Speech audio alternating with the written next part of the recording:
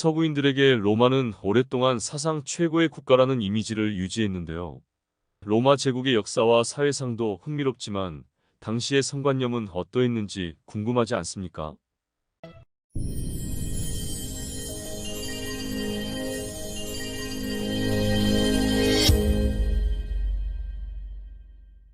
안녕하세요. 지니TV를 찾아주셔서 감사합니다. 로마의 전성기는 대략 포에니 전쟁이 끝난 BC 146년에서 게르만족 용병 장군 오도아케르가 서로마를 차지하던 서기 476년 사이라고 할 수 있는데요. 그런데 이 전성기 때의 로마는 의외로 고대 세계의 성진국이었던 것 같습니다. 우선 정조관념만 보면 오늘날과는 조금 달랐습니다. 일단 로마는 굉장히 남성 중심적 사회였기 때문에 아무도 남성의 정조에 대해서 문제 삼지 않았고요. 여성의 경우는 최초 결혼 시 순결을 중시하긴 했으나 대부분 15세 정도의 매우 어린 나이에 결혼했으므로 큰 의미는 없었습니다. 간통은 공식적으로는 금지되었지만 실제로는 매우 흔한 일이었습니다. 유부남은 물론이고 유부녀들도 애인을 많이 만들었죠. 유명한 율리우스 카이사르도 아내의 간통 때문에 이혼한 적이 있습니다. 다만 본인은 아내가 실제로 간통해서가 아니라 자신이 간통 혐의를 받고 있는 아내와 살기 싫어서 이혼한다고 둘러대긴 했지만요. 율리우스 카이사르의 입을 빌리자면 그는 이렇게 말했습니다. 마누라가 바람을 피웠다는 게 아니라 그런 소문이 나는 게 실소.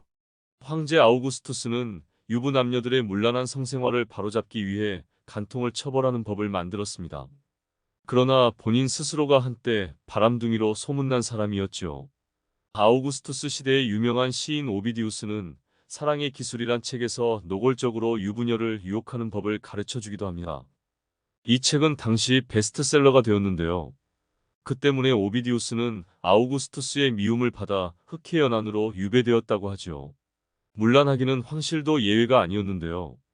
아우구스투스 황제의 아내 리비아는 본인도 애인이 있었지만 남편인 아우구스투스에게 끊임없이 젊은 아가씨들을 소개해 준 것으로 유명합니다. 클라우디우스 황제의 아내 메살리나는 희대의 소문난 바람둥이였습니다. 그녀는 줄곧 애인을 두었을 뿐 아니라 틈틈이 마음에 드는 남성들과 연문을 뿌렸습니다. 못 말리는 ним포매니아였던 그녀는 희한한 짓을 벌이기도 했는데요. 한 번은 로마의 가장 유명한 창녀와 하룻밤에 손님 더 많이 받기 내기를 했다고 하지요. 결과는 메살리나의 승리였다고. 로마에서 매춘은 불법이 아니었고 가격도 싼 편이었습니다. 로마가 정복한 모든 지역에서 여성들이 올라와서 몸을 팔았지요. 아직 신대륙에서 매독이 들어오기 전이어서 다행이었다고나 할까요. 심지어 매춘을 수익 사업으로 생각한 황제도 있었습니다. 미친 황제 칼리굴라가 그 주인공인데요. 그는 사치와 방탕으로 세수가 부족해지자 매춘부와 포주들에게 가혹한 세금을 부과했고 그 다음에는 궁의 수많은 방들을 치장해 직접 매춘구를 열었습니다. 지금도 우리가 로마인들의 방탕했던 성생활을 직접 관찰하는 방법도 있습니다. 서기 79년 8월 나폴리 인근의 베수비오 화산의 분화로 이탈리아 남부 도시 중의 하나인 폼페이가 화산재에 잠겨버렸습니다.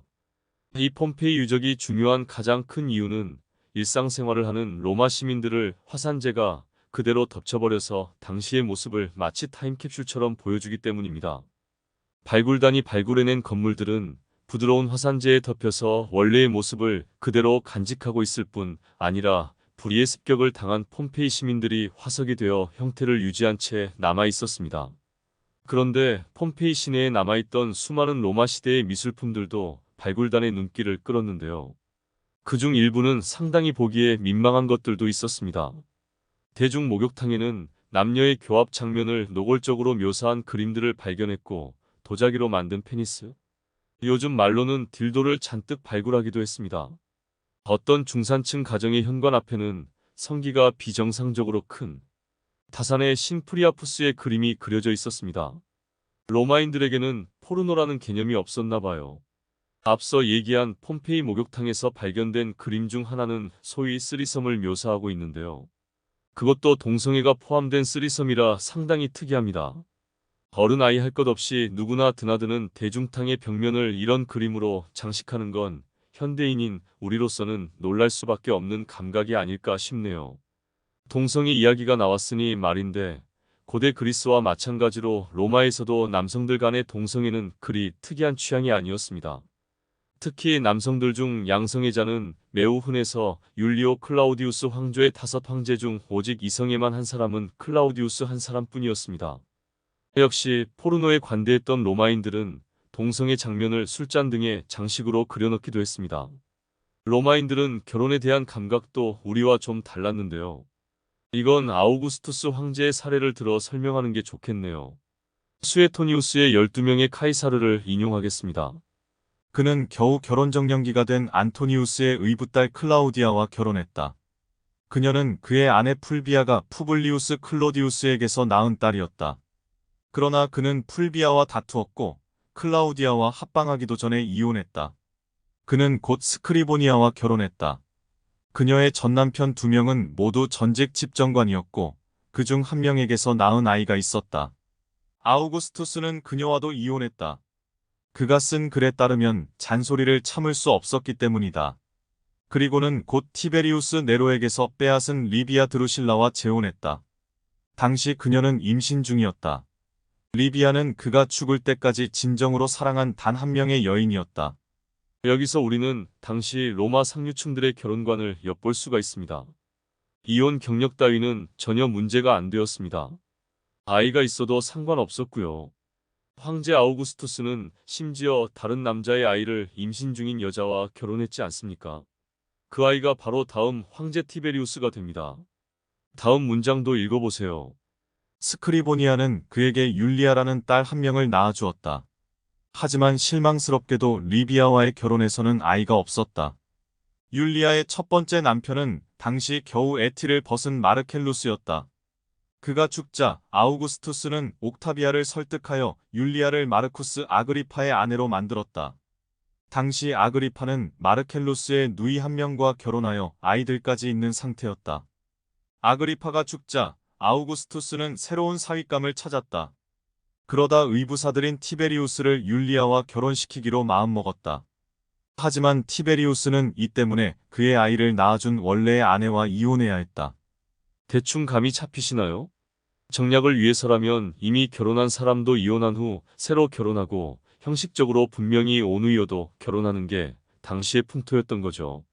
황제의 집안에서만 이러했느냐 하면 절대 그렇지 않습니다. 당시 로마의 유력자 집안에서는 이런 풍토가 당연한 것이었습니다.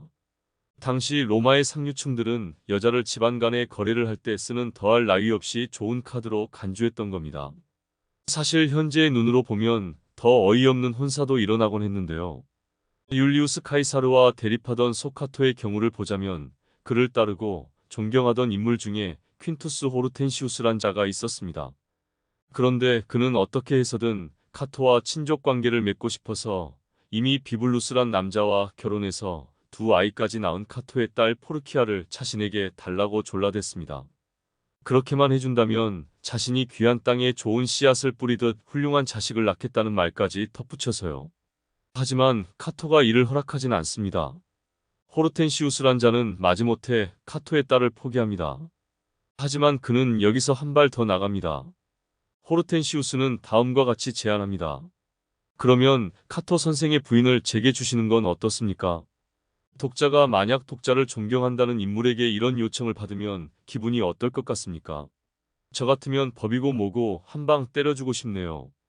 그런데 카토는 그에게 장인과 의논해보겠다고 대답합니다. 좀 황당하지요? 더 황당한 것은 이 2사람이 카토의 장인 필리푸스를 찾아가서 실제로 의논을 했다는 사실입니다.